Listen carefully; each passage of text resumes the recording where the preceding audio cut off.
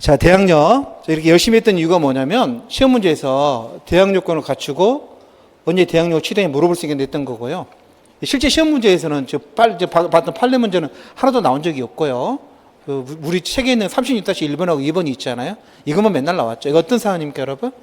가족의 주민등록 그 사안이잖아요. 36-1번 보시면, 가족과 함께 살고 있다가, 가족은 누구만 나왔어요? 내 것만 빠져나왔죠. 여러분, 느낌이 뭐냐면, 거주도 뺐을까? 지문에는 그게 좀 안 나와 있죠? 안 나와 있는데, 어찌됐든 간에 우리는 판례는 뭐라고 하냐면, 가족의 주민등록도 포함한다 그러거든?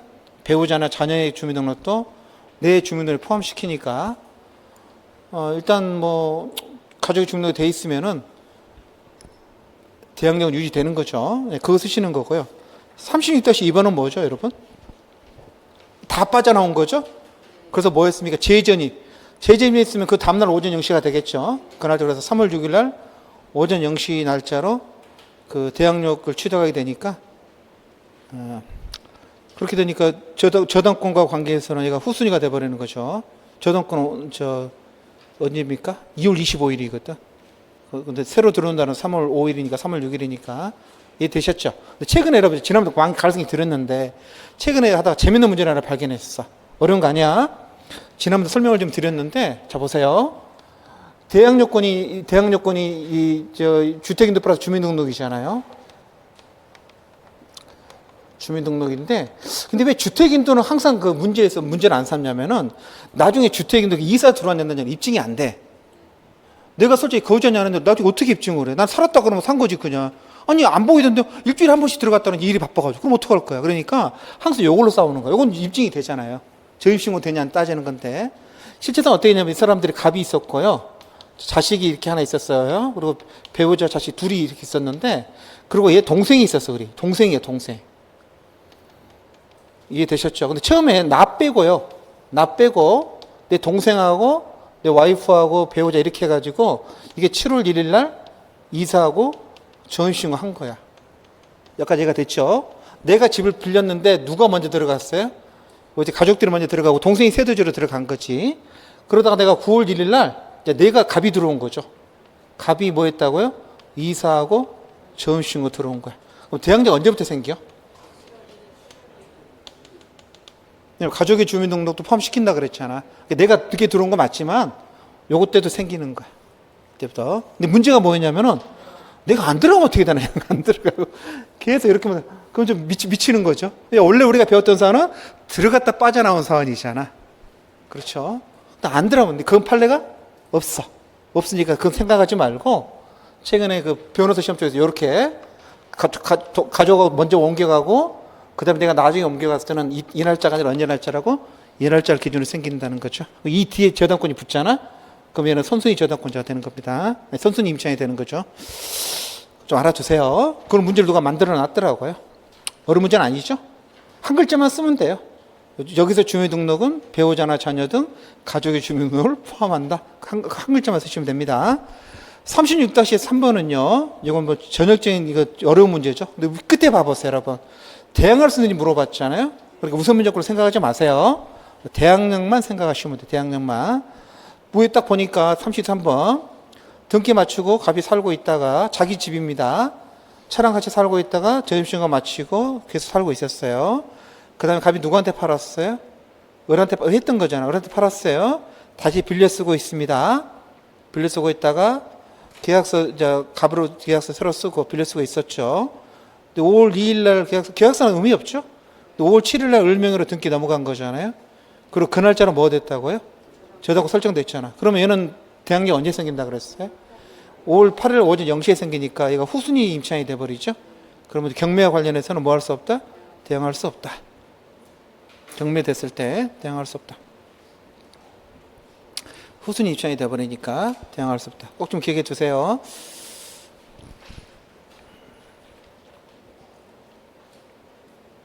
여러분 만약에 그것도 좀 판례가 있는데요. 내가 이사하고 전입신고 임차인에 들어간 건 맞죠. 근데 보증금을 전세금 2억인데 전세금을 못 안 줬어 아직. 돈이 없어가지고 외상으로 들어갔거든. 대항력 생겨 안 생겨? 판례가 생긴다 그래. 왜? 전세금 지급은 대항력 취득 요건이 아니잖아요. 그 대법원 판례가 나와 있어. 대법원 판례가. 계약서는 썼는데 계약서상에 전세금을 지급 안 했다는 거야. 그냥 이사 전입신고. 그러면 임대인이 꼭 예상을 해준 거잖아. 그러면 대항력이 생기는 거죠. 왜? 대항력 취득 요건은 주택인도 플러스 주민등록이죠. 여기에 뭐 있어요? 보증금 지급은 없지 않습니까? 어려운 문제 아니죠? 근데도 최근 판례다 보니까 변호사 시험에서는 시험에 나올 거라 계속 찍고 있습니다. 그것도 나올 거라고. 30대 3번 굉장히 중요한 문제입니다. 넘기세요. 자, 우선변 조건은 배당받는 거라 그랬죠? 그래서 얘는 요건 보시면 뭐가 추가되어 있습니까? 배당 요구가 추가되어 있어요. 전세권자, 임차인이니까 배당 요구 하셔야 됩니다. 안 하면 모르잖아. 그 다음에 경매가 행해지 않는 그 소리죠. 배당 요구 하셔야 됩니다. 하셔야 되고, 시간 없으시면 3번, 4번 생략해도 된다 그랬죠. 5번, 6번만 써도 되고요. 6번이 중요하다 그랬죠. 이게 왜 케이스 안 나는지 모르겠습니다. 6번은 어떤 사람입니까? 선순위 임차인의 경우죠. 그래가지고 대항력도 있고 우선변 조건도 선순위인데 내가 우선변 조건을 주장했는데 전액 변제를 못 받았다는 거죠. 깡통 주택이다 보니까. 그럼 뭐 할 수 있다고 여러분? 남은 금액에 대해서는 대항력 주장할 수 있습니다. 그래서 전액 배당될 때까지, 이게 변제 받을 때까지 대항할 수 있어요. 여러분, 그 상태에서 집이 또 경매로 넘어갔어. 주인이 또 바뀐 거야. 그럼 다시 나도 우선변제 주장할 수 있을까? 우선변제 조건은 한 번만. 내가 처음에 경락인한테 내가 돈 빌려준 그런 사람은 아니잖아. 그래서 2차 경매에서는 우선변제 못 받습니다. 우선변제 조건 한 번만 하는 거죠. 근데 그건 너무 디테일하잖아. 그래서 안 했던 거고요. 넘기셔서 37-1번은요, 우선변제에 관한 내용이죠. 요거 질문 많이 들어왔잖아요. 하나도 어려운 문제 아니죠. 뭐죠? 입주는 이사잖아요. 전입신고했으면 대항력권 갖췄잖아요. 확정일까지 바쳤으니까 두 가지 다 생겼죠. 대항력도 생겼고 우선 변제가 생겼죠. 자, 대항력 언제 생깁니까? 둘 다 갖췄으니까 9월 21일 오전 0시 이 날짜가 대항력 날짜고요. 우선 변제권 순위는 어떻게 되죠? 똑같죠? 9월 21일 오전 0시 둘 다 갖춰야 되니까. 근데 9월 14일 날 뭐 들어와 있다고요? 저당권 돼 있대요. 와씨, 그럼 나는 누굽니까? 후순 임차인이니까 이게 경매로 되면은 나는 뭐가 없으면 어떻게 되는 거죠? 대항력 없죠. 우선 변제는 받을 수 있지, 후순위로. 그 다음에 보니까, 근데 8월 5일 날 뭐 했다고요? 전세권 등기 설정해놨어요. 여러분, 전세권 등기가 선순위 전세권이죠. 전순위도 두 가지야. 저당권자보다 먼저 되면 선순위 전세권이거든요. 거기 전세권자도 두 가지 권리가 있어요. 경매에 참가하시면 우선 변제권 주장할 수 있고요. 참가 안 하면 대항할 수 있어. 새로운 소유자한테. 그래서, 그럼 나는 어떤 사람입니까? 임차인이면서 전세권자인 거죠. 전세권 진짜로 봅니다. 둘 다 할 수 있어요. 근데 경매가 행해져 가지고 경매 개실증 되니까 뭐 했습니까, 여러분? 배당요구 종기 정해진 쭉 해가지고 경락이 돼가지고 비용이 앞으로 비용이 경락 받았네요. 자, 그 다음으로 잘 알아두세요. 갑이 뭘로 배당 요구했다고요? 임차인. 이게 조심하셔야 돼. 전세권자를 한 게 아니잖아. 그리고 갑 입장에서는요, 둘 다 할 필요 없어. 하나만 한 거야. 그럼 전세권은 지금 살아있는 겁니다. 전세권은 내가 배당 요구 안 했으니까, 그리고 선순위 임차인이니까, 선순위 전세권자니까 얘는 이제 인수되는 거고요. 전세권 인수되는 거고, 일단 배당 요구했어. 배당 받으려고 우선변제권 주장하는 거죠.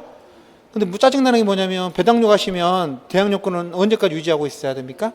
배당 요구 종기시까지 유지하고 있어야 돼. 경락대행 완납시까지는 필요 없고요. 배당 요구 종기시까지는 이사 가지 마라 그러는데, 배당 요구 종기가 4월 10일인데 5일에 이사 갔잖아요. 그럼 대항 요건 상실. 대항 요건 상실하면 우선 변제권도 상실됐죠. 그래서 우선 변제 받을 수 있다 없다? 없어. 우선 변제권 요건이 대항 요건 플러스 확정일자인데 대항 요건이 없어졌잖아요. 그럼 우선 변제 못 받습니다. 여러분 상식으로 좀 물어볼까요? 후순위 아니죠. 소액 임차인이 있잖아. 소액 임차인 취득 요건이 뭐였어? 최우선 변제권 요건이 뭐였어요? 경매 신청 등기 전에 대항 요건만 갖추면 되잖아. 그 우선 변제권인데도 걔는 뭐가 필요 없어요? 확정일자 필요 없어. 다 물어볼게. 근데 언제까지는 갖춰야 돼요? 경매 신청 등기 전까지는 갖춰야 돼. 그럼 우선 변제권 취득 요건이 있죠. 우선 변제권 취득 요건은 뭐였어요? 대항 요건 플러스 확정일자잖아. 그건 언제까지 갖춰야 돼? 대항 요건하고 확정일자 다 갖춰야지 내가 우선 변제권 순위가 내 번호표가 나오거든. 그러면 확정일자는 의미가 없어. 이건 딱 정해져 있으니까 상관이 없는데 이거 언제까지 갖춰야 돼? 이게 문제가 됐어. 어떨 것 같아요, 여러분? 제한이 없어. 최우선 면역권은 이 앞에 말이 붙잖아요. 언제까지 갖추라고 돼 있다고? 경매 신청 듣기 전에 갖추라고 돼 있고 이건 필요 없다. 이게 최우선 면역권의 내용이잖아. 근데 우선 면역권은 뭐라고? 조문에 그런 말이 없다니까. 그 말은 무슨 말이냐면 지금 경매가 하고 있다니까. 하고 있는데도 뭐 하면 된다고? 이사하고 전입신고해서 갖추고. 근데 확정일자는 그 전에 지금 봐도 돼. 어차피 우선 면역 의미가 없는 게 이게 요 순위에 따라 되기 때문에 지금 짠뜩 후순위가 되겠지. 근데 저 포인트가 뭐라고? 그 요건상에 언제까지 갖추란 말은 필요 없다니까. 이거 봐봐, 방금도 봤었잖아요. 37다시 보시면은 2번에 대항 요건과 확정일자 갖출까 이렇게 돼 있지. 그렇죠? 두 장 넘기셔가지고 39번에 보시면 최우선 면역권은 대항 요건은 언제까지 갖추라고 돼 있습니까? 경매 신청 등기 전에 갖추라고 돼 있잖아. 근데 얘는 그런 말이 없잖아. 이해되셨어요? 우리 이제 책에는 이런 말이 잘 안 나오는데 연수원 교재에 그 말이 나오더라고. 연수원 교수님이 책에 써놓으셨더라고. 두 개 차이점이 뭐냐에 대해서 요건이 다르다는 거야. 요건이. 그래서 우선 면접권은 그냥 갖추면 되는 건데 최우선 면접권을 갖추려면은 경매 신청 등기 전까지 갖춰야 되고 그 대신에 뭐는 필요 없다? 확정일자는 필요 없다. 그걸 써놓으셨다니까. 깜짝 놀랐습니다. 판사들이라서 조금 생각하는 게 좀 날카롭더라고. 공부할 땐 별 생각 없이 했는데 다시 앞으로 돌아오세요. 아, 그렇구나. 우선 면접권은 언제까지 갖추란 말이 없구나. 좀 조심하세요. 자, 37-1번 굉장히 중요합니다. 우선 면접 못 받는 거죠? 여러분, 전세권에게는 우선 면접 받을 수 있나? 받을 수는 있는데 얘가 뭘 안 했어요? 배당적으로 안 하셨잖아. 배당적으로 안 했기 때문에 그냥 쓴 게 되는 거야. 그 제가 전에 예시문 답안지 나눠준 데에는 거기도 써놨어. 배당적 하시면은 우선 면접 받을 수 있다고. 실제로는 안 했거든. 안 했으니까 그 말 안 쓰면 상관없습니다. 안 써도 상관없다. 됐습니다. 자, 넘기세요. 넘기셔서 임차권 등기 명령은 8회 나왔죠? 임차권 등기 명령은 포인트가 뭐죠? 임대차가 종료된 다음에 가능하고요. 보증금 못 받았을 때만 가능합니다. 그래서 요건이 효력이 중요하죠. 그 밑줄 친 것만 보시면 됩니다. 임차권 등기 명령이 집행했다는 등기를 마치면, 신청하면 아니에요. 마치면은 대항년 우선적으로 뭐 한다? 그대로 유지된다. 민법상 원래 임대차 등기는 대항력만 인정되는 건데 얘는 우선 변조건까지 다 인정이 되죠. 그래서 이제 민법도 똑같이 바꿨죠. 둘 다 인정되는 걸로. 그 다음에 내가 등기하고 이사 간 다음에 들어온 소유기 임차에는 최우선 변조건 없어요. 그 집주인 집어넣을 거 아니야. 자기 조카들. 그런 거 없고. 그 다음에 이건 저당권자는 기능하니까 선변제 후 동시행이 아닙니다. 선변제 후 등기 말소로 되어 있습니다. 이런 것들. 8회 때 단문도로 나왔습니다. 8회 때 단문도로 나와가지고 이거 조금 나오긴 그렇죠. 앞으로 나온다면 케이스로 나올 거고. 자, 최우선 면제권 경매 신청 듣기 전에 대항 요건만 갖추면 되고요. 누구보다 우선해서 받죠? 얘는 줄을 2번 씁니다. 최우선 면제권 받고 다시 우선 면제권 받고. 4번 연수원 교재에서는 이걸 최우선 면제권으로 그러지 않고 8조에 따른 우선 면제 이렇게 말하고 있더라고요. 8조에 따른 우선 면제. 누구보다 우선한단 말이에요. 다른 선생님 담보물권자가 누구보다 우선한다는 거죠. 얘는 줄 안 써. 프리패스야. 먼저 앞으로 나오세요. 그래 먼저 받아가는 거죠. 이렇게. 여러분, 이거 내면 안 되겠죠? 근데 짜증나는 게 최근에 이게 문제가 하나 나와 있는 게 있던데, 1억 6,500에서 5,500까지만 해줍니다. 어떻게 기억해, 이걸? 기억할 수가 없는데. 그 다음에 4번, 줄 2번 쓴다는 거. 최우선 면제 받고, 우선 면제 받고. 자, 계약갱신 요건, A뿔. 올해 예상 1문제. 상인법상 계약갱신 요건 시험에 나왔어. 주택은 안 나왔습니다. 근데 이게 좀 걱정스러운 게 뭐냐면 이게 양이 너무 많아. 그래서 나오면 이게 4번으로 나오는데 예전에 상인법상에도 이게 그대로 나와가지고 짜증났었거든. 다 쓰라고 나왔어, 시험 문제에서. 이걸 어떻게 다 써? 다 쓰면 2페이지인데. 그래서 여러분이 뭘 쓸 건가를 정확히 정해야 되는데, 자, 일단 의의를 외우셔야겠죠? 자, 의의 외우시는데, 첫째 줄에 뭐 주택 임차인의 임차권 존속을 보장하는, 이 말은 쓰지 말고, 둘째 줄부터 쓰세요. 언제 가능하다고요? 주어는 임대인은 동그라미 하고, 임차인이 기간 끝 6개월 전부터 2개월 전까지 갱신을 요구했을 때, 자, 뭐 하지 못한다? 정당한 사업시는 거기까지만 정당한 사업시는 거절하지 못한다고 그렇게 쓰지 말고 정당한 사업시는 거절하지 못한다. 거기까지만 쓰세요. 일단 이걸 쓰고 시작하면 두 줄만 쓸 수 있으면 여러분 무조건 합격합니다. 정당한 사업. 그럼 일단 정당한 사유가 뭔지를 공부해야겠죠. 그게 나오는 2번입니다. 계약갱신을 거절할 수는 정당한 사유입니다. 정당한 사유 몇 가지가 있어요? 9가지가 있는데 9번은 기타 사유니까 8가지를 외우는 거죠. 다 외울 수 없으면 서너 가지만 외우면 됩니다. 첫 번째는 뭐죠? 이기 차임을 연체한 전과가 있는 경우. 지금 연체하고 있을 필요는 없고 전에 연체한 경우도 들어갑니다. 이기 차임액에 해당하는 금액에 이르도록 차임을 하자. 너무 말이 길잖아. 그러지 말고 이기 차임액을 연체한 사실에 이렇게 쓰세요. 하여튼 우리 국어에 참 문제야. 근데 영어도 마찬가지더라고. 이게 좀 정확히 쓰려면 말 길어지잖아. 이거 어떻게 써? 2달치 밀린 전과가 있는 게 그런 거죠. 두 번째는 거짓 임차인. 세 번째는 상당 보상. 네 번째는 동의 없이 전대. 다섯 번째는 고의 중과 실파손. 이렇죠. 간단히 쓰면 돼요. 지난번에 상가 나왔을 때 이걸 여러분 너무 잘 썼는데 그러다 보니까 좀 힘들었다 그러더라고. 써야 되는데 시간이 없어. 이거 4번으로 나왔거든. 너무 잘 쓰지 말고 서너 개 쓰세요. 그 대신 꼭 뭐는 써야 되냐면 이렇게 7번을 쓰지 마. 너무 길 쓰지 말고 8호를 써야 돼. 8호가 제일 중요해. 실제 거주. 조문은 실제 거주고 보통 쓸 때는 실거주라 그러죠. 판례도 실거주라 그러더라고. 누가 실거주합니까? 임대인, 임대인의 직계전속, 직계배속 세 사람. 이 사람들이 실거주하려고 그러면 갱신을 거절할 수 있는 정당한 사유다. 항상 이것 때문에 문제가 되죠. 임차인이 갱신을 요구하면 뭐라 그러는데 미안해 내가 살 거야 이렇게. 아니 여기 안 사죠. 강남에 사죠. 이거 그 재건축에 이기서 올 거야 이렇게. 짜증 나는 거죠. 짜증 납니다. 실거주하는 경우. 알아두셨죠? 효력. 이게 상가는 다르죠. 상가는 10년 안에 인정되는 한 번, 2년. 한 번, 2년. 조문이 달라서 시험에 낼 수 있어요. 동일 조건 다시 계약한 걸로 보는데 7.5% 범위로 증감이 가능합니다. 7조라는 말은 기억 안 나시겠죠? 5% 범위에서 증감할 수 있다. 증액이 5%죠? 5% 증액만 제한되는 겁니다. 감액을 제한할 필요는 없죠. 근데 보통 쓸 때는 그냥 5%에서 증감 쓰는데 엄밀히 말하면 증액이 5%입니다. 그 다음에 나가려면 말하고 3개월 뒤에 나가시면 됩니다. 임대는 안 돼요. 임차인은 할 수 있다. 여러분 요 세 개는 좀 외워두세요. 케이스로 나올 수도 있고 이거 써주면 좋고. 4번이 문제입니다. 이걸 쓸 수가 없어. 너무 길고 이걸 계산하라고 낸다는 것도 말도 안 되고. 그래서 1번 있잖아. 1호의 미추증 그것만 쓰세요. 실제 거주 사유로 갱신을 거절했음에도 불구하고 쭉 내려오셔서 정당한 사유 없이 제3자에게 목적을 인대할 때는 손해를 뭐 하셔라? 배상하셔라. 실거주한다 그랬고 내보낸 다음에 다른 사람한테 보증금 더 받고 세를 내줬다는 거잖아. 그럼 손해배상 해주셔야 됩니다.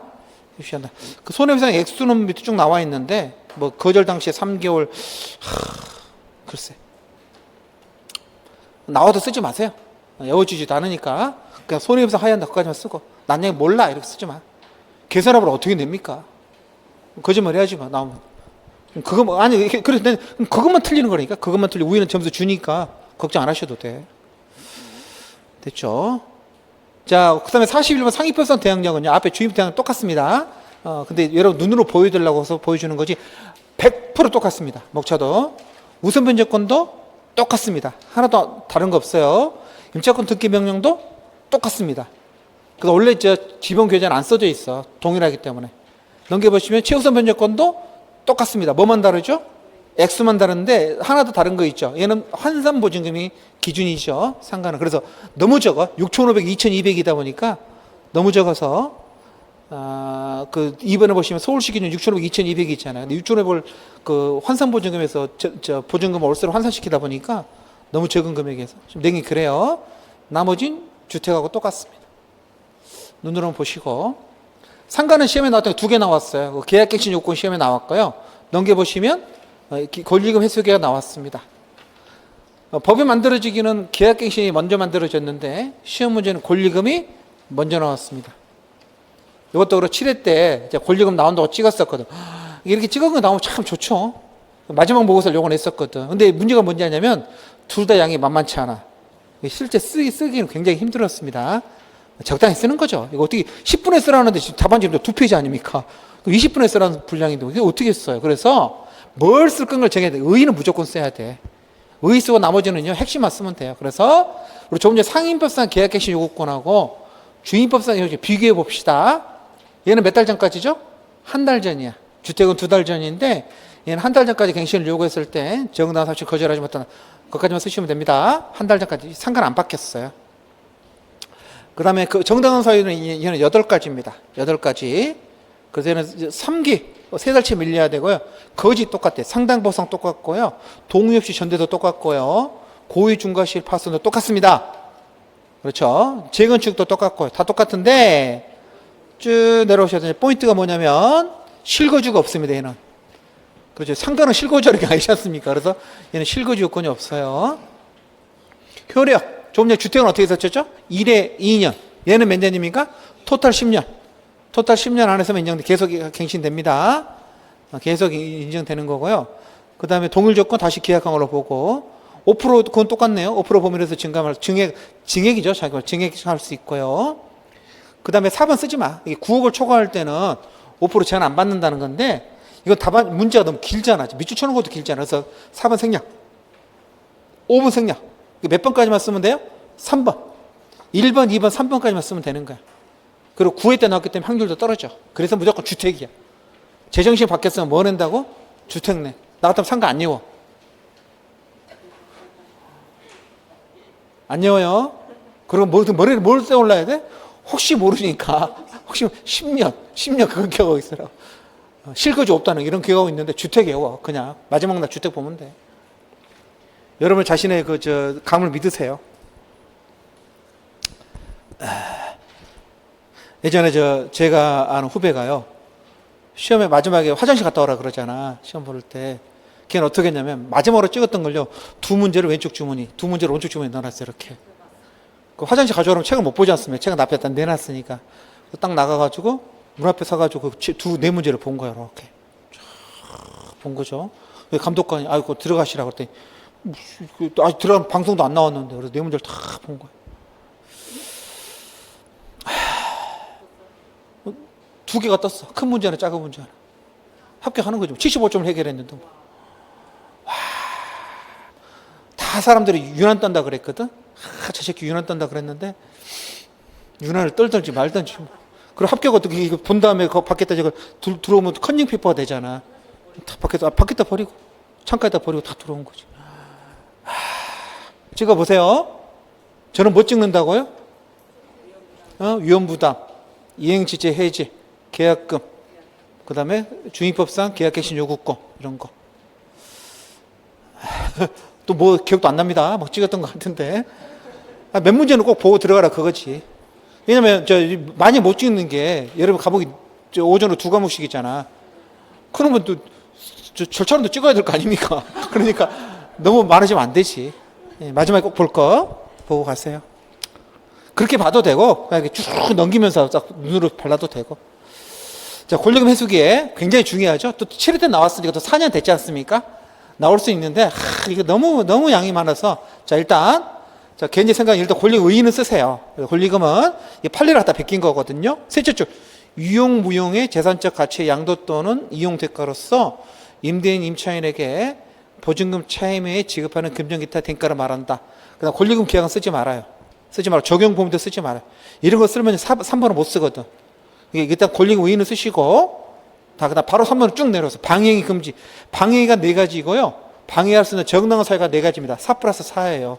그 4가지를 잘 외우셔야 되는데 잘 안 외워집니다. 저는 그렇게 해도 안 외워지더라고요. 일단 방해행위는 뭐냐면 물론 단서가 있어가지고 계약갱신 요구권이 배제되는 사유가 있으면 방해해도 되거든요. 근데 그거 쓰지 말고 일단 본문을 쓰셔야 돼요. 몇 달 전까지입니까 여러분? 이거 보면 꼭 사람들이 한 달 전, 2달 있단 소리 한다고. 종료 전까지야. 방해행위는요, 임대차 종료 시까지 방해하시면 안 되는 거야. 그래서 그때까지 권리금 회수하시라 그겁니다. 회수 못하면 끝이지 뭐. 그래서 6개월 전부터 종료 시까지 다음 하나 사이가 방해행위예요. 그걸 해가지고 방해해서는 안 된다 그거야. 넷째 줄 방해해서는 안 된다. 방해를 해가지고 방해해서는 안 된다는 겁니다. 그 어떤 게 방해행위라고 여러분? 권리금 요구하거나 수수하는 거. 두 번째 권리금 못 주게 하는 거. 그 다음에 세 번째가 중요하다 그랬죠? 갑자기 월세를 올리는 거죠. 현재의 고액의 차임과 보증금 요구하는 경우. 네 번째 정당한 사유 없이 계약 체결을 거절하는 경우. 이 정당한 사유가 또 4가지입니다. 밑에 2번에 보시면 거절할 수 있는 정당한 사유가 어떤 거죠? 돈이 없어요. 자력이 없어요.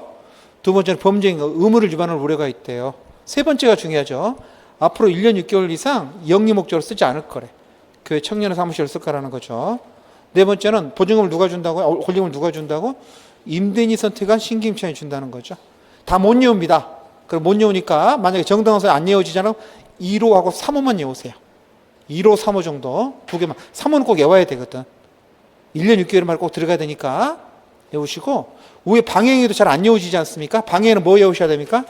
방행위는 2호하고 3호를 외우세요. 2호, 3호 정도. 또는 3호, 4호 이렇게 한 2개 정도만 적당하게. 다 못 써. 다 못 써요. 적당하게. 그리고 나머지 위반효과 손해배상 하셔야죠. 방해하셨으면 하셔야 되는데, 액수는 주기로 한 권리금하고 시가 권리금 사이 낮은 금액이죠. 3년. 예, 잘 안 이어질 겁니다. 3년 행사하셔야 된다. 이렇게. 그냥 손해배상 하셔야 한다. 거기까지만 써도 저는 점수 줄 것 같아요. 방해 금지를 위반해서 방해를 했으면, 손해를 발생했으면은 손해를 배상할 책임이 있다. 끝! 거기까지만 써도 될 것 같아요. 됐죠? 47번. 47번 보시면, 상가에 관한, 길어 보이고 어려워 보이지만, 하나도 어려운 문제 아니라 그랬습니다. 근데 이거 참, 이렇게 나오진 않을 것 같아요. 너무 길잖아요. 쭉 상가고요. 편의점 운영하고 있었는데, 1번 보니까, 특약은 뭐라 써놨냐면은, 월세 두 번 이상 밀리면은, 해지를 써놨거든? 무효죠? 왜냐면 상가는 3회 이상이거든. 임차인에 강행규정에 있던 임차인에 불리한 무효인데 임차인 입장에서는 두 번으로 줄이면 안 되잖아요. 이건 무효입니다. 그리고 월세를 보니까 B가 A에게 차임으로 원래 얼마였어요? 여기 보니까 50만 원인데 30만 원이니까 20만 원. 50만 원 내고 20만 원이니까 30만 원. 50만 원, 그 다음에 50만 원 냈고, 그 다음에 안 냈고, 그러면 50만 원이 100만 원이죠? 그러면 계약 해지할 수 있다는 거야. 150만 원 돼야 할 수 있는 거잖아요. 100만 원뿐이 안 되니까 해지 못한다. 어려운 문제 아닙니다. 다음 페이지 넘겨보실래요? 일단 1번. 그 1번에 상위법 적용 범위로 쓰지 마. 그런 거 쓰지 마요. 환산보증 구어 그걸로 함정 안 파. 이렇게 쓰지 말고 바로 넘기셔서 만약에 적용 안 되면 그 다음에 쓸 말이 없잖아. 100% 적용될 거라고. 바로 2번부터 쓰라고. 해지할 수 있냐? 그럼 요거 쓰셔야 돼. 3기 차임이 밀리면 해지할 수 있다. 그렇죠? 특약은 무효다. 강행 규정이니까 특약은 무효다. 사안 적용. 자, 이걸 잘 쓰셔야 되죠? 현관판으로 3줄. 밀린 거 계산해 보니까 100만 원뿐이 안 밀렸죠? 그래서 해지할 수 없다. 실제 답안량은 굉장히 적잖아요. 문제보다도 적지 않습니까? 2번만 쓰면 되니까. 그 다음에 두 번째, 이게 이제 좀 좋은 문제죠? 쭉 보니까 A한테 6월 30일 안 내고 12월 30일 날 차임을 못 내고 있다가 A는 2018년 C한테 항마를 팔았대요. 또 나왔네? 임대인증이 승계되잖아. 근데 차임 연체는 당연 승계되는 게 아니라 그랬죠? 채권양도 절차를 밟아야 승계된다 그랬는데 쭉 문제를 읽어보니까 뭐가 없어요? 채권양도 절차를 밟았다는 말이 없죠? 근데 문제가 뭐라고 물어봤어요? 어떤 요건이 필요한데? 어떤 요건이 필요해? 채권양도 절차를 밟으면 되죠? 그 요건이 필요한 거죠. 넘겨보시면 자, 일단 대항 요건을 갖춰야 승계되잖아. 그래서 1번 승계하느냐 그것부터 쓰는 거야. 그 논리 구조를 잘 보셔야 돼. 그래서 자 밑줄 건물 인도 플러스 사업자 등록 신청하면 승계되는데 문제 보니까 승계했다. 그래서 2월 15일 날 승계했다 쓰시면 되고.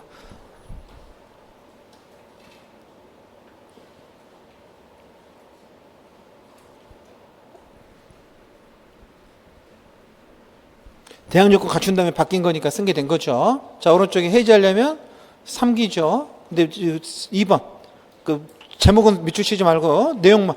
임대인지가 승계됐을 때 연체 차임은 당연 승계되는 게 아니라 그랬죠. 언제 승계된다 그러면 채권은 조건을 갖춰야 승계돼. 거기까지만 쓰세요. 그다음 필요 없고. 그래서 임대인지가 승계됐을 때 이미 발생 연체 차임은 채권은 요건을 갖추지 않는 한 승계되지 않는다. 끝.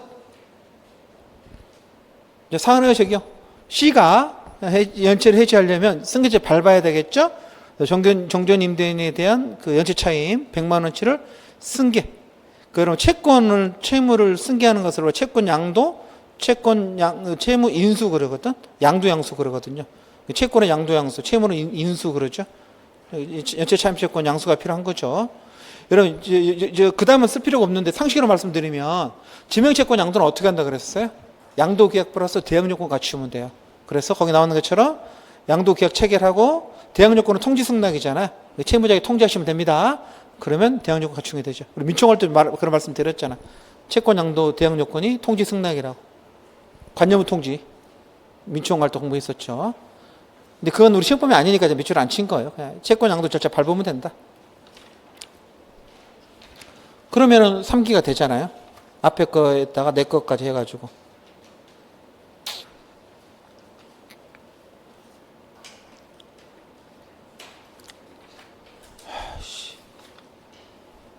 자, 고용 안 봐도 됩니다. 만약에 고용이 시험에 나왔다. 안 나와. 걱정하지 말고 나오면요. 이걸로 떨어지지 않아.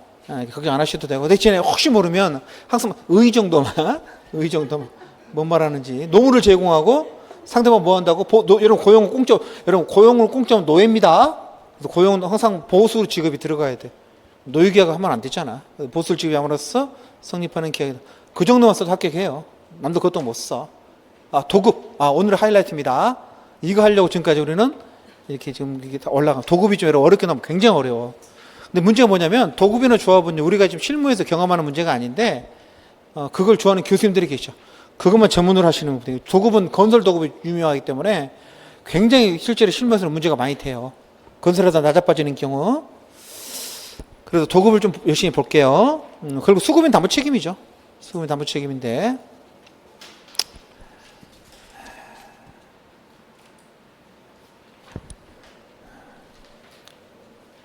자, 도급을 하기 전에 그 프린트물을요.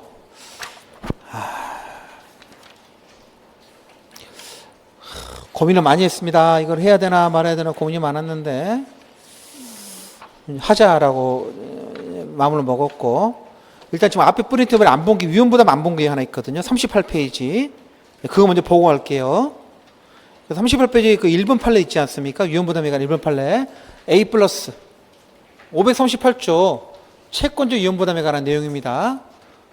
여러분 지금까지 여러분은 채권적 위험부담주의 나오면요 두 가지 경우잖아요. 538조1항 전문 채권자 규칙서에 있는 경우, 538조1항 후문 채권자 수령 지체 중 쌍방 책임 없는 사유로 불능이 등 두 가지 공부했었잖아.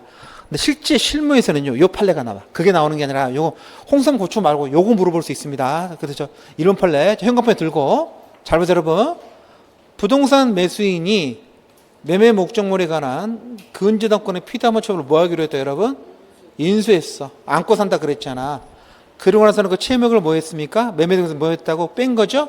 매매대금이 3억 원인데 은행 저당이 있어서 그 1억 원짜리 빚은 인수하고 돈 얼마만 준 거야?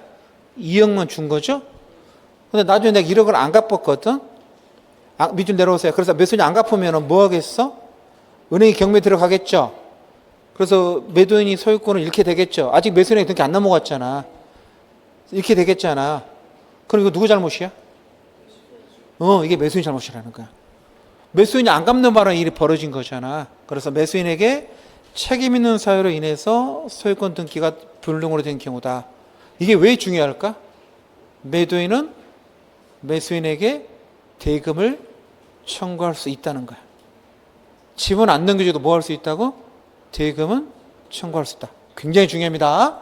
그래서 이게 538조 그 매수인의 책임 있는 사유로 인해서 소유권 등기 불능으로 된 게 그때 뭐라 써놓으라고? 538조 위험부담. 이걸 변호사 시험 쪽에도 문제 내잖아? 그럼 이게 뭔 말인지 모르는 사람들 많아. 대금 받을 수 있는 냐 그건데. 자, 이거잖아요. 이게 갑거라니까요. 그 다음에 됐죠?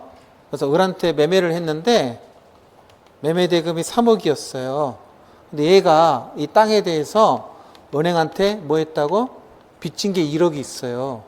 그래서 얘가 뭐 했습니까? 이것을 채무를 인수 또는 이행인수 상관없어. 뭐로 나오든 이걸 안고 산 겁니다. 그 얘한테 돈 얼마로 줬겠어요? 2억만 줬겠지. 그럼 요 돈은 나중에 변제가 되면 지가 갚으면 되잖아. 근데 이 새끼가 변제를 안 한 거야.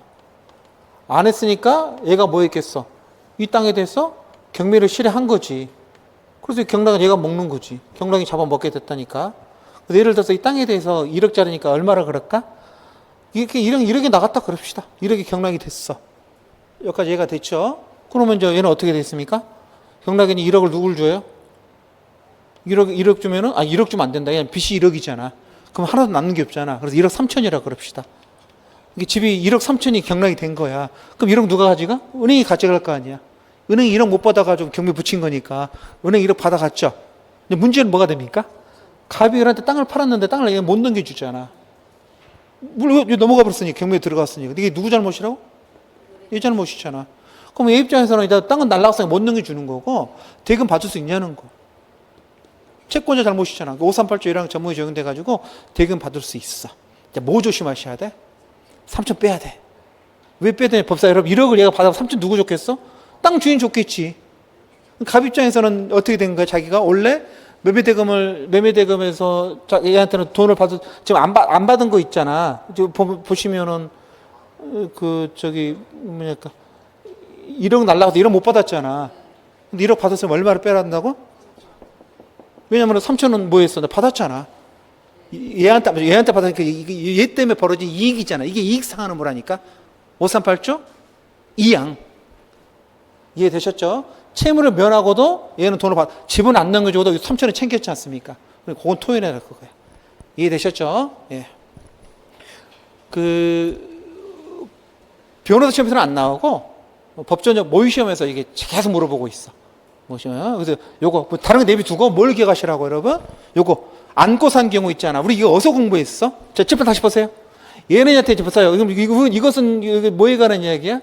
지금 이 설명은 것은 우리가 위험부담에 관한 내용이고, 다시 해볼까? 얘가 얘한테 담보책임 물을 수 있어, 없어?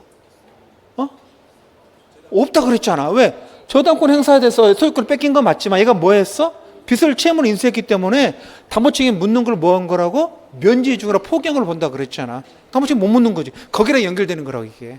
얘는 날아가는 거야 그냥. 안 하는 바람에. 이해되셨죠? 예.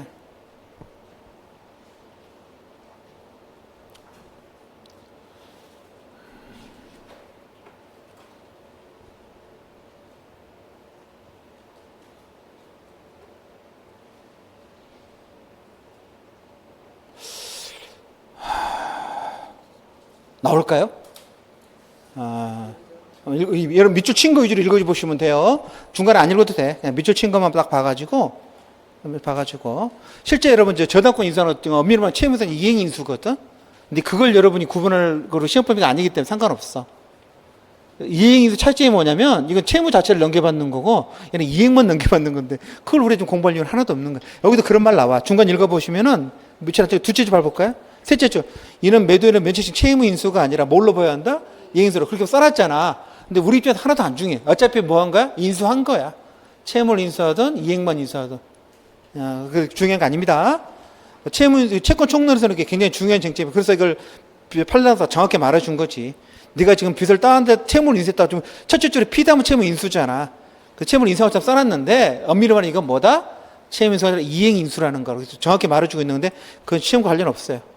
어쨌든 그런 이행인수라는 거죠. 매수인이 채무를 현실적으로 변제 의무를 부담 해석할 수 없고, 약정의 내용은 매도인과 매수인 간의 계약으로서 매수인이 매도인의 채무를 변제를 하는 것이다. 매수인은 제3자 주의에서 매도인에 대해서 채무를 변제하는. 이게 이 이야기야. 자, 설명 드릴게. 나온 김에. 자, 채무인수가 되면 얘가 채무자가 된다는 소리야.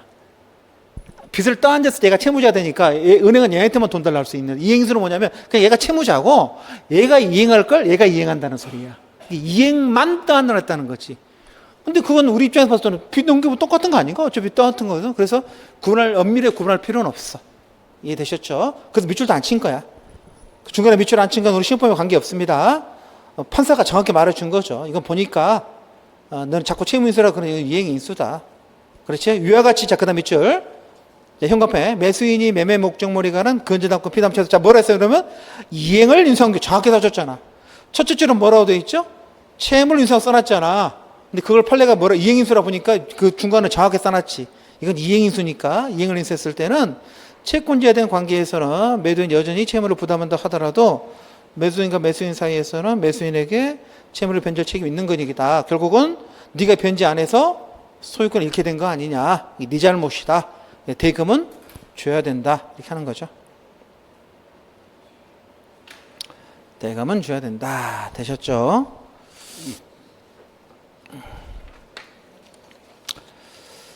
됐습니다. 자, 도급 보겠습니다. 자, 도급 보는데요. 어려운 거, 도급은 제작물 공급기약 또 낼까요? 제작에서 공부하는 건데 대체물일 때는 매매, 부대체물일 때는 도급. 대개 부대체물입니다. 여러분 도급으로 해야 되니까. 자, 넘기세요. 자, 어려운 거 해볼게요. 2장 넘기셔가지고 담보책임 나올 겁니다. 지난번 담보책임 볼게요. 하손해. 담보책임 단문도로 나오지 않습니다. 다 필요 없어요. 뭐만 기억하시면 됩니까? 156페이지 나와 있는 3번. 담보책임 내용 있잖아. 하자보수, 손해배상, 계약해주. 요것만 기억하시면 됩니다. 이런 하자보수와 관련해서 여러분한테 케이스, 이제 판례를 알려드릴게요. 오늘 지금 추가로 나눠준 거 있죠? 추가로 나눠준 거 2번 판례 봐보실래요? 2번 판례. 이거랑 하자보수와 관련된 게 있어요.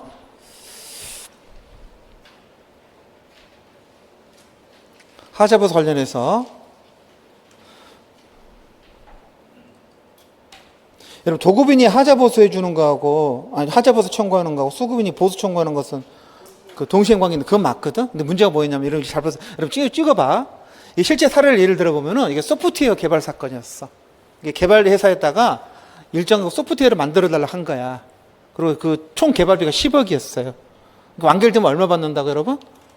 10억을 받는 겁니다. 총 개발 10억이었는데 지금 현재 40%가 좀 완결이 돼. 이런 거 할 때는 한꺼번에 중간중간에 체크를 하거든.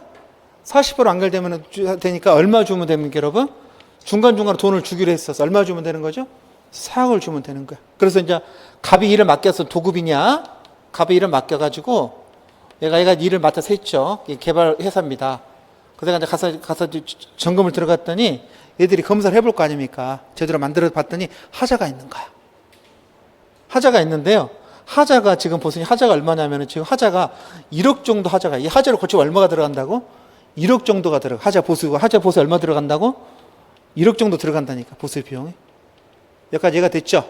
그래서 얘가 뭐라 그러냐면, 여기까지 이걸 안티를 거는 건 아니야. 근데 얘가 받을 돈이 얼마입니까, 여러분? 4억이잖아. 그렇죠? 근데 저쪽에서는 하자를 보수해 달라 그래. 얘가 뭐라 그랬을까? 하자를 보수해서 줄 텐데 1억 정도 들어가니까 3억을 주라는 거야. 보수비용 1억만 들어가니까 얼마 달라고 여러분? 3억 달라 그러는데 내가 하자를 보수해 줄 테니까 얼마나 달라고? 3억을 달라 그런 거야. 이 말이 맞을까 틀릴까? 좀 어렵죠? 안 하려고 그랬는데 그냥 하는 거야. 이런 맞을 것 같아 틀릴 것 같아? 자 다시 볼게.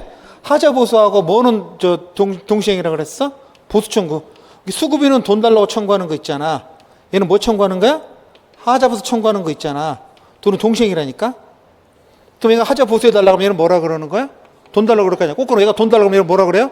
네가 보수를 해야지 돈을 줄 거 아니야. 이렇게 말할 거라고. 돈 달라고 그랬을 거 아니야. 4억 달라고 그랬더니 얘가 뭐라 그래요? 아, 네가 보수를 해야지 주식으로 4억을 안 준 거야. 그 왜 안 주냐 그랬더니 지금 발견된 게 지금 1억 정도고 네 하는 꼬라지 보니까 그 하자가 더 있을지도 모른다. 그래서 4억을 다 안 주겠다 그런 거야. 얘가 뭐라 그래요? 그런 게 어딨냐는 거야. 지금 발견된 게 얼마야? 1억이니까 3억은 달라는 거야. 나 고쳐 줄 테니까 이렇게 말한 거야. 이해되셨죠? 이 친구가 이 사학 전체에 대해서 동시행을 주장할 수 있냐 그 이야기. 어떨 것 같아? 응? 1억 사학 전부야 할까 아니면 그 1억만 주장할 수 있을까? 사학 전부를 주장할 수 있을까? 마음속으로 찍어봤죠? 그리고 판례를 보겠습니다. 자, 판례 2번 판례입니다. 41페이지 굉장히 길죠? 밑줄 친 것만 보시면 돼요. 자, 어떤 사안인가 볼게요. 자, 처음에 봐볼까요? 더급계약에 따른 수급인의 하자 보수 책임은 완성 전에 성취된 부분에 대해서 성립하는데 완성 전에 성취된 부분이라는 것은 더급계약에 따른 일이 전부 완성되지는 않았지만 하자가 발생한 부분의 작업이 완료된 상태를 말하는 것이고 도급인이 하자 보수를 주장하는 경우에 법원은 보수해야 될 하자의 종류와 정도를 특정함과 아울러서 하자를 보수하는 적당한 방법과 보수에 들어갈 비용 등을 관해서 심리해가지고 하자가 중요한 건지 중요하지 않은 건지를 중요한 것이 아니더라도 과다한 비용을 요하는지 과다한 비용을 요하면 보수 안 해주잖아. 과다한 요하지 않는 건지를 다 가려서 하자 인정 효과를 판단하는 데 써놨죠. 이건 시험과 관련 없어. 그래서 밑줄 안 쳐져 있는 거야.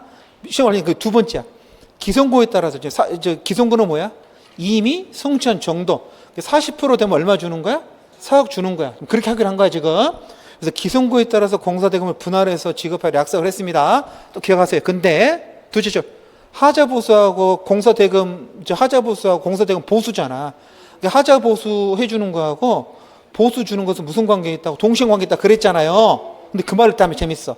하자 보수하고 동시행 관계 있는 공사대금 지급 채무는 중요한 말입니다. 당해 하자가 발생한 부분에 기성공사대금이 한정되는 거 기단이다? 아니다. 1억이 아니라 4억을 거절했다는 거예요. 이걸 원칙으로 봐. 완전 우리 상식을 어긋났어. 우리 나중에 공부한대요. 손해배상은 안 그래. 이 하자 손해배상 청구는요, 두 개를 같은 액수로 보거든? 근데 왜 이건 뭐라고 보냐고, 이건 돈이 아니잖아. 같은 액수를 안 보고 전체를 거절할 수 있는 거야. 1억만 거절할 수, 얼마나 거절할 수 있다고? 4억을 다 거절할 수 있다는 게 이게 원칙이야. 근데 여러분 벌써 느낌이 좀 쎄하지 않아요? 그러면 여러분 이게 굉장히 손해보잖아. 그래서 이제 예의를 이야기합니다. 쭉 내려와 보실래요? 일단 이제 원칙 읽어볼게요. 그 발생 부분이 그 1억이라 그랬잖아. 거기 한정되는 게 아니래요. 4억을 다 거절할 수 있어요. 하자 보세 줄 때까지. 왜냐하면 이유를 달았잖아. 이와 달리 본다면 도급인이 하자 발생 사실을 모른 채 하자가 발생한 부분에 해당하는 돈을 줘버리면 나중에 하자가 발견됐을 때는 동시행업 행사 못하게 되잖아요. 그러니까 안 된다고 지금 말하고 핑계를 대고 있는 거야.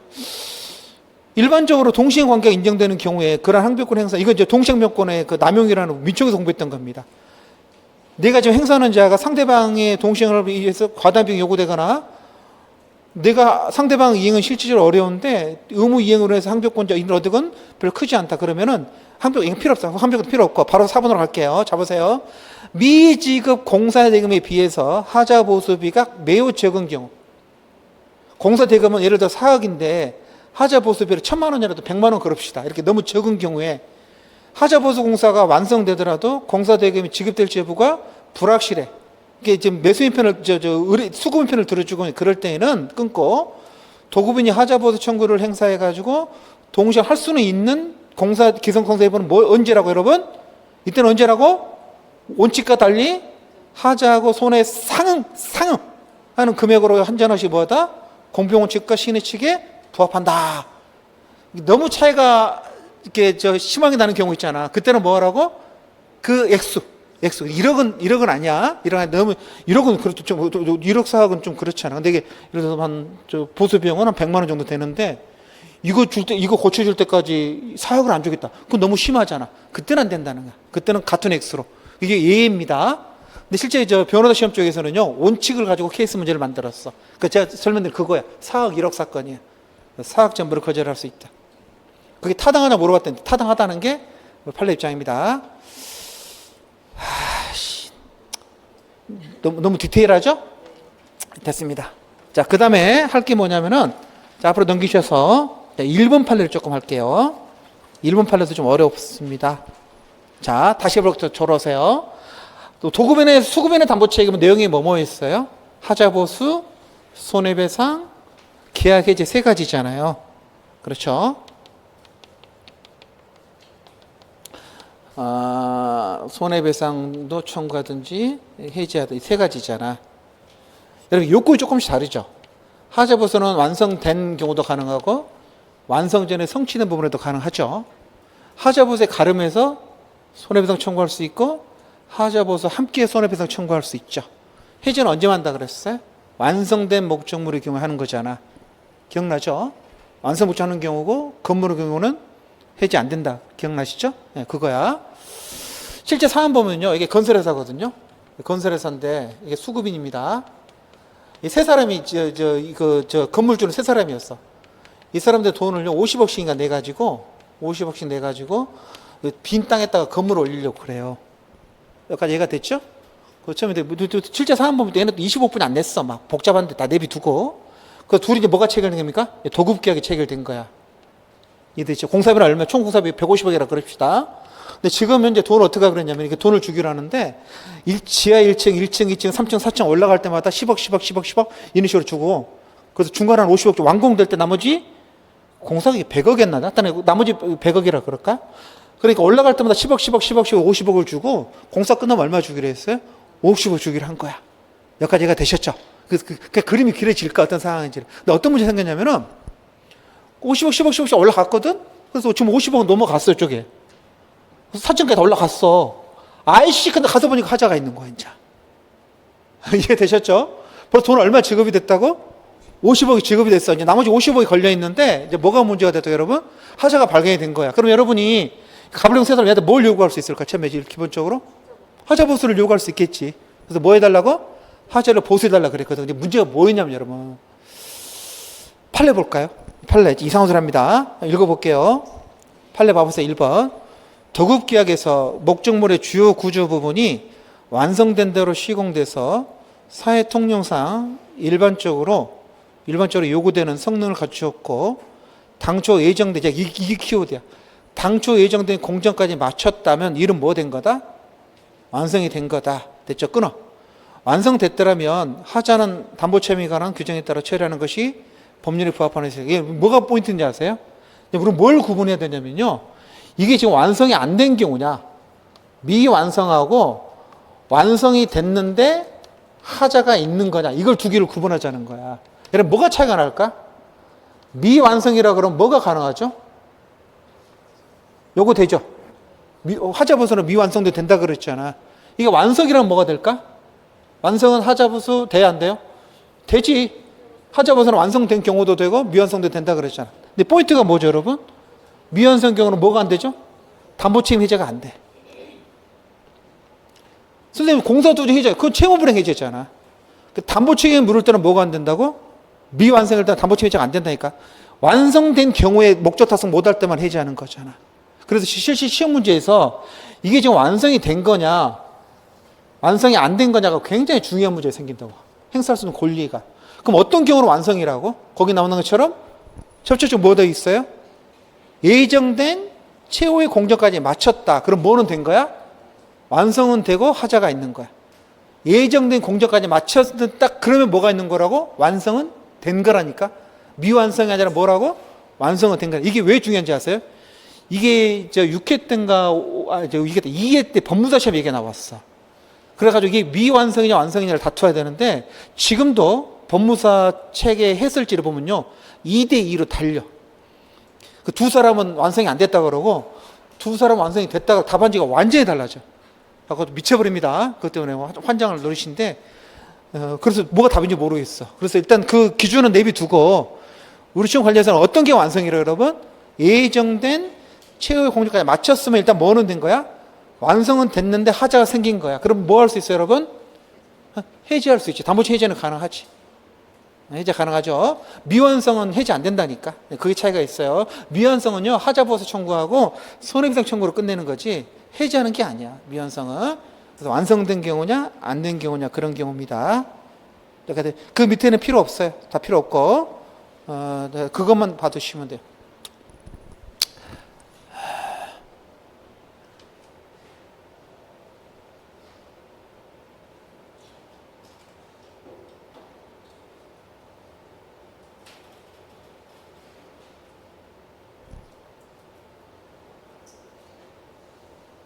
실제 사안에서는 이게 완성이 되는 걸로 됐을 거야.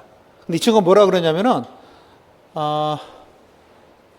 건물에 하자가 있으니까 계약을 뭐 해지하겠다 그랬거든. 해지가 될까 안 될까? 근데 이거 너무 문제가 좀 쉬웠다. 왜냐면 안 돼. 당연히 안 돼. 왜 안 될까, 여러분? 건물이잖아. 건물은 담보채무 해제가 안 되잖아, 기본적으로. 이해되셨어요? 네, 그렇게 풀었는데 자세한 내용이 지금 생각이 잘 안 나네. 어찌됐든 간 그거 좀 알아두세요. 완성과 비완성의 차이점. 일부 문제 해결했습니다.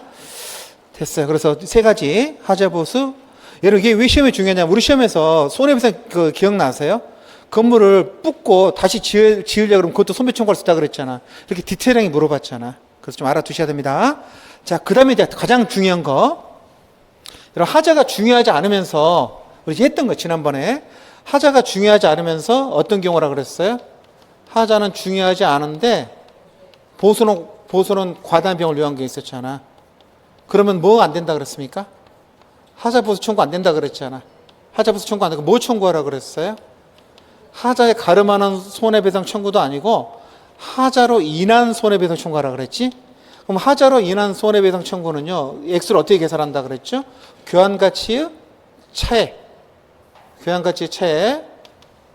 또는 교환가치가 없으면 시공비용의 차액. 그거 기억나시죠? 그 이야기 하는 거. 그거 좀 기억하시면 되겠습니다.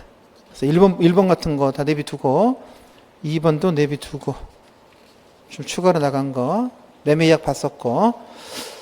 자, 그러면 40페이지 1번 8번 보면 되죠? 이제 보고 이제 프린트물 좀 볼까요? 오늘 나간 거 프린트물 보시면은 담보채무에 관한 그 방금 말씀드린 거 계속 시험에 나오는 거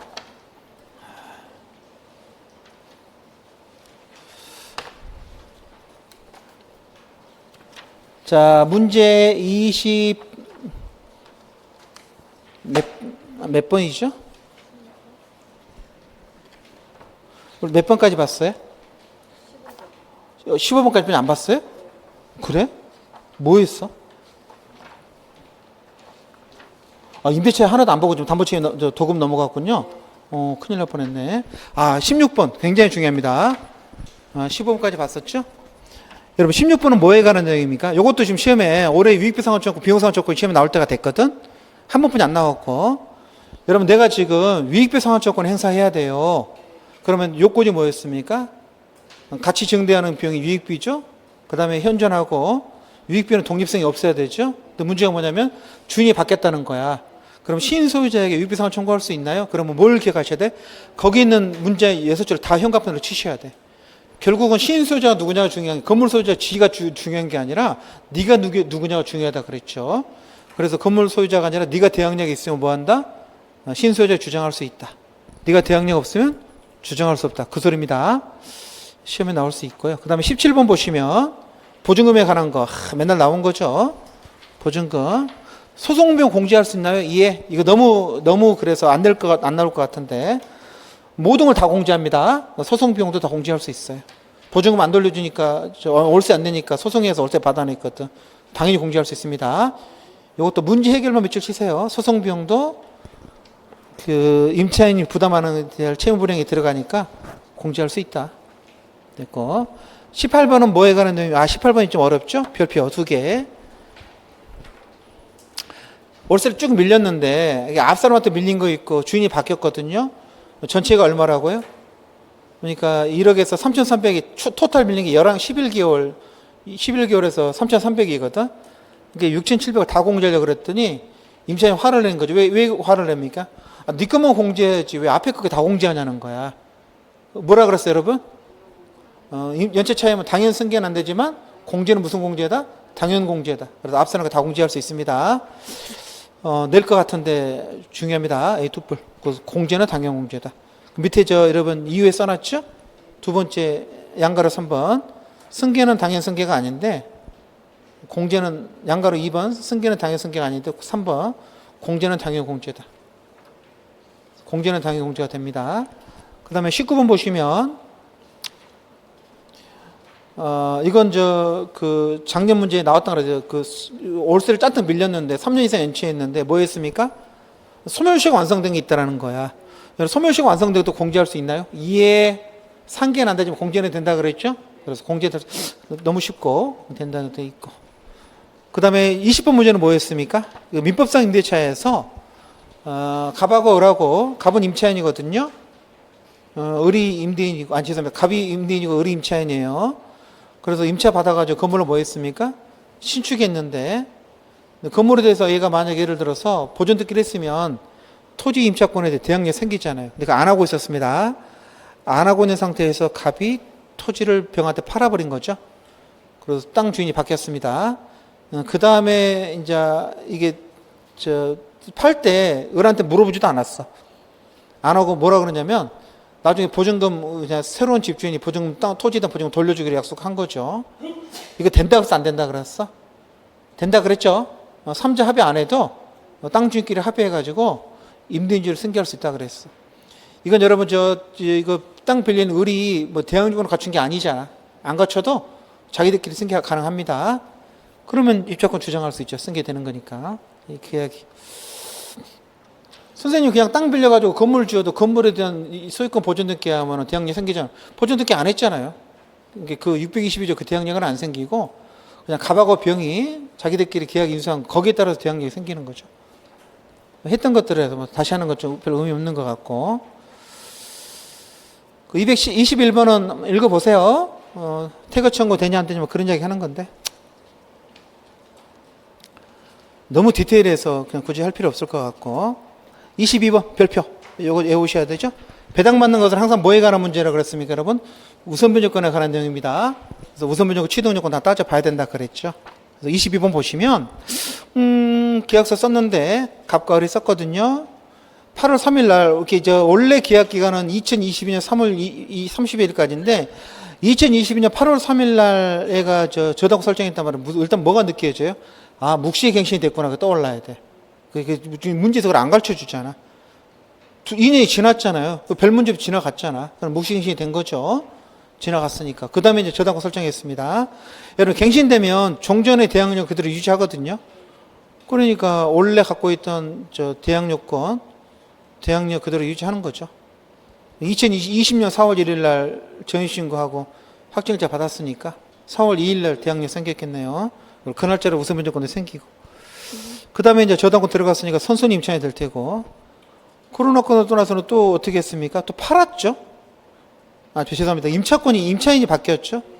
임차권 양수되면은 종전의 임대차 대항력권 그대로 넘겨받는 거죠.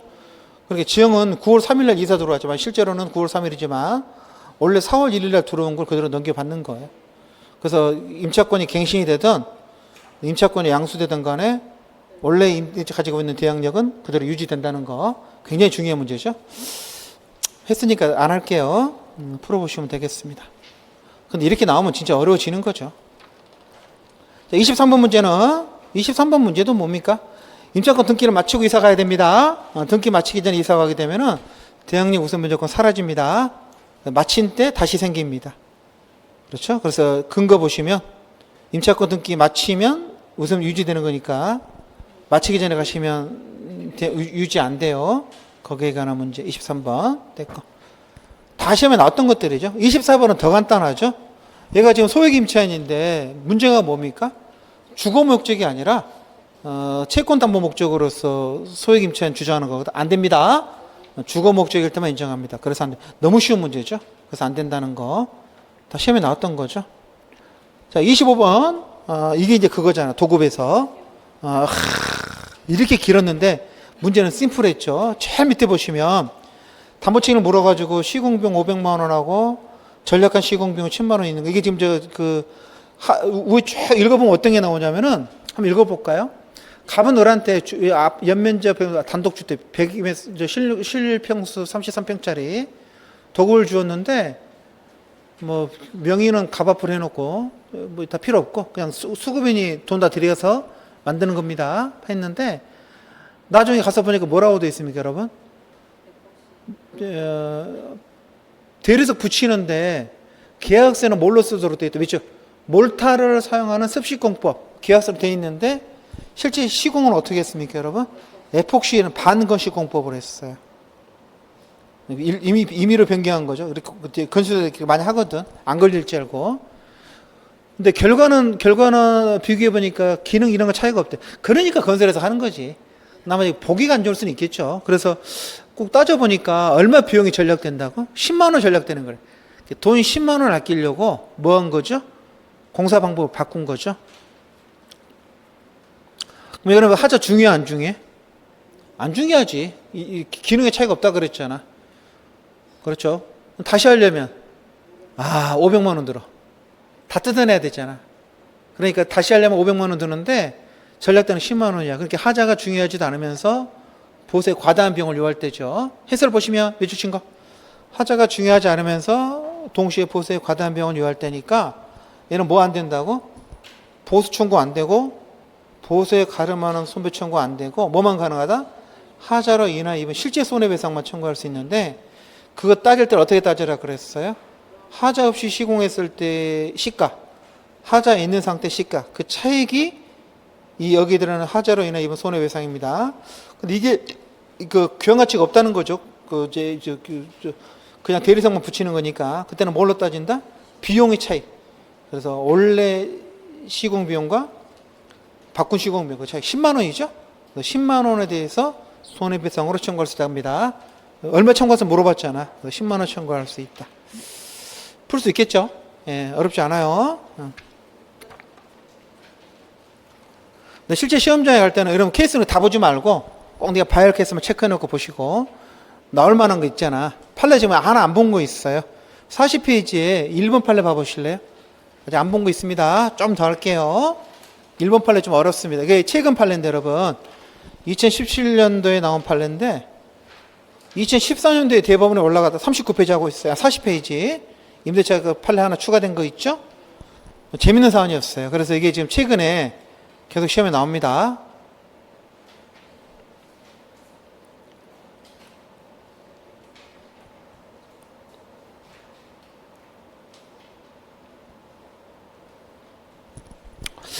여기 어떤 사안인지 보시면 원래 땅 주인 갑이었거든요. 땅 주인은 갑이었는데 원래 토지 소유자는 갑이었습니다.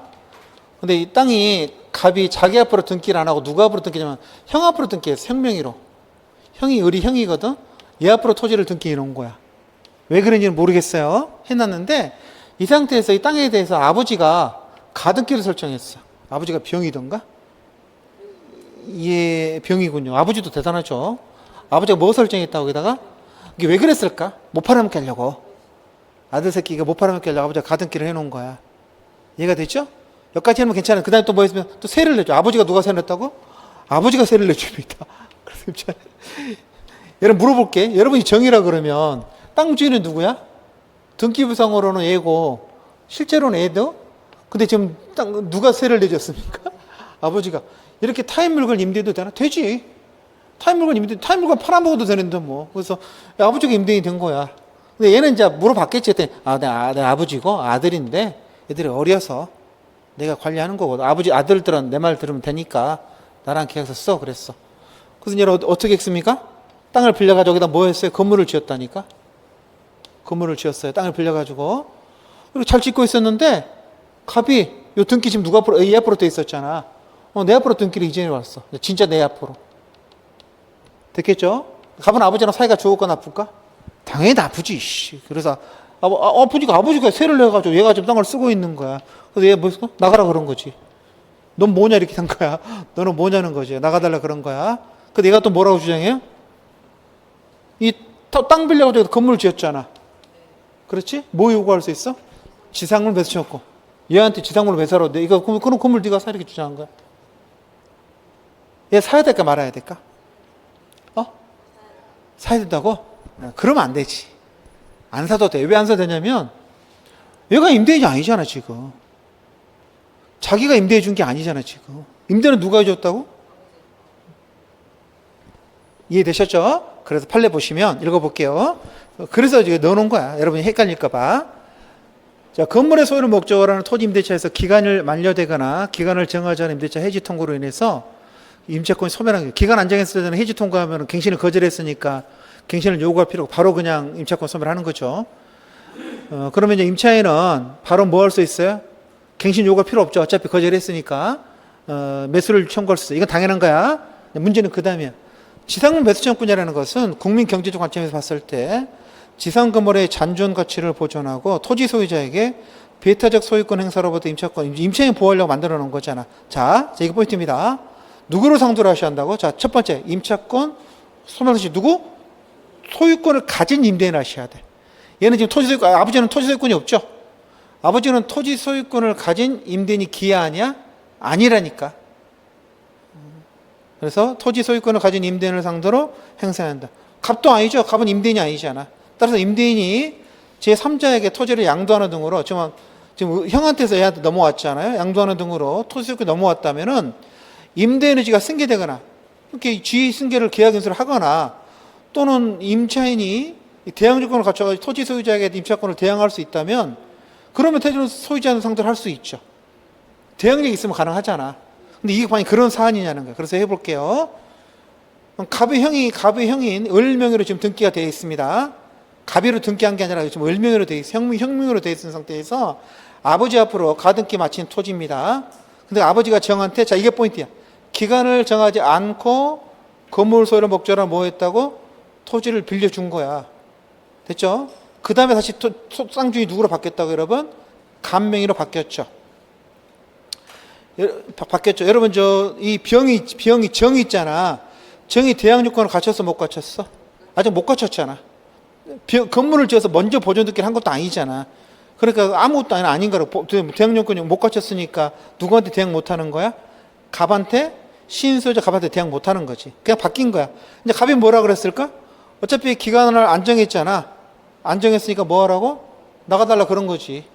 6개월 뒤에 나가면 되는 거잖아. 그래서 나가달라 그래서 갑이 그 정을 상대로 해가지고 토지에 건립된 네 건물은 뜯어가고 토지를 넘겨달라 그런 거야. 건물은 네 거니까 뜯어가고 땅을 넘겨달라 그런 거죠.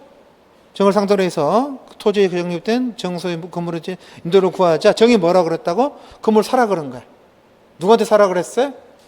갑한테. 근데 갑은 상대로 사라고 할 수 있어 없어요? 없어. 왜 사라 못한다고? 임대인이 아니야. 요건이 두 가지라니까. 토지 소유자이면서 임대인이어야 되는데 얘는 뭐가 아니야? 임대인이 아니야. 왜? 임대인지 승계 안 받았잖아. 그냥 형한테서 내 앞으로 등기 넘겨온 거지. 임대인은 또 아버지였잖아. 승계 받은 적이 없다는 거야. 승계 받은 적도 없고 지위 승계도 안 받았고 그다음 또 뭐도 아니야? 네가 나한테 대항할 수 있는 대항 요건도 없고 그래서 나한테는 하려고 할 수 없다는 겁니다. 좀 너무 어렵죠? 어려워서 그냥 상식적으로 좀 봐두시기 바랍니다. 최근에 이걸 변호사 시험 나온다고 계속 찍고 있어요. 근데 미리 안 해놓으면 헷갈리죠. 근데 이 사실관을 좀 알고 있으면 금방 이해가 되지 않나? 자, 재정리할게요. 지상문 면세조건으로 누구를 상대한다고? 얘가 갱신을 요구했다. 갱신을 거절 당시, 그래서 임차권 소멸 당시에 토지 소유자이면서 임대인을 상대로 하는 거야. 임대인이 아니면 임대인 지위 뭐라도 해야 돼? 승계라도 하셔야 돼. 제3자라 그러면. 얘는 제3 바뀌었으니까 승계되니 그걸 따져봐야 되잖아. 승계된 적도 없고 대항 요건도 못 갖추. 대항 요건 갖추면 승계되는 거잖아. 근데 그런 게 없으니까 주장할 수 없다라는 거야. 그럼 어떻게 해야 되나 여러분? 어떻게 해야 돼 여러분? 얘한테는 주장 못한대. 그렇죠. 그럼 얘한테는 되나? 얘한테도 안 돼. 얘는 토지 소유자가 아니잖아. 얘는 임대인은 토지 소유자가 아니고 토지 소유자는 임대인이 아닌 거야. 그럼 얘는요? 얘는 이제 아무것도 아니지 뭐. 얘는 지금 이제 넘겨줘 버렸으니까. 넘겨준 다음에 얘가 이걸 소멸시켰잖아. 그 소멸 당시에는 얘가 건물 땅 토지 소유자 있으니까 얘한테도 얘한테. 그럼 얘는 뭐 닭 줬든 개꼴 되는 거야 그냥. 건물 철거하고 건물 토지 비워주라 그거지. 얼마나 억울하니까 대법원까지 싸웠겠습니까? 자기는 억울하잖아.